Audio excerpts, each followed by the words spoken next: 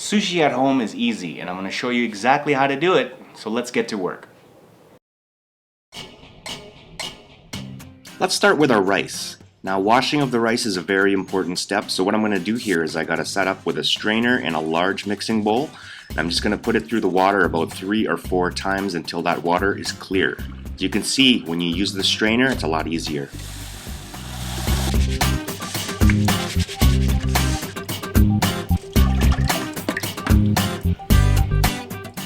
Now once my rice is done, I'm going to set it aside and soak it for about 30 minutes.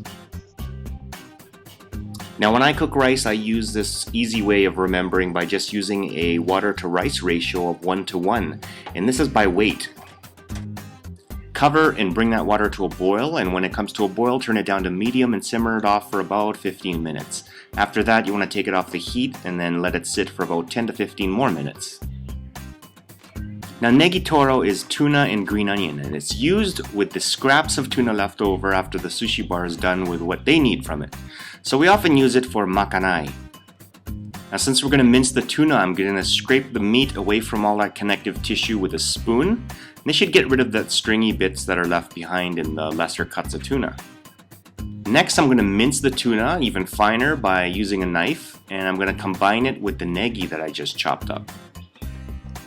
When I achieve the consistency I want, I'm just going to pop it into a bowl and set it aside in the fridge.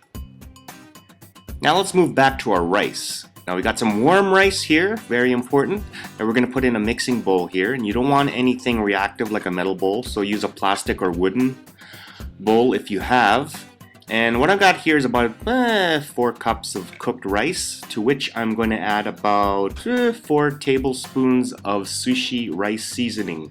Now this is a vinegar that's already been premixed with the sugar, so you don't have to really worry about making the mix. Now this is also available at any Asian supermarket as well as the shop section at www.theaimlesscook.com. Now notice the technique that we're going to be using while we are seasoning the rice here. I got the paddle, and we're going to either be gently folding the rice or using a sort of chopping motion. And this serves 2 purposes. 1, it's going to save the rice from being crushed, and 2, you're actually venting the rice and making it cool faster by introducing air into the rice mixture. Now once you combine the rice and the vinegar, you want to set it aside and let it cool until it's about body temperature.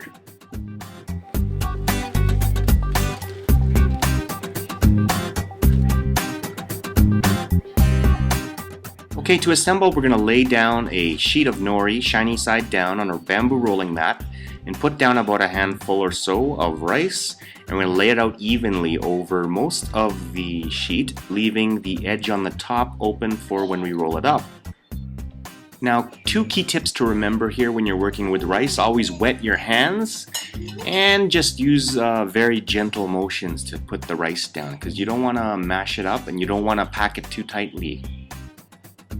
Next, we're going to grab a big spoon and we're going to put our filling in the middle. This is our negitoro. You want to distribute it nice and even.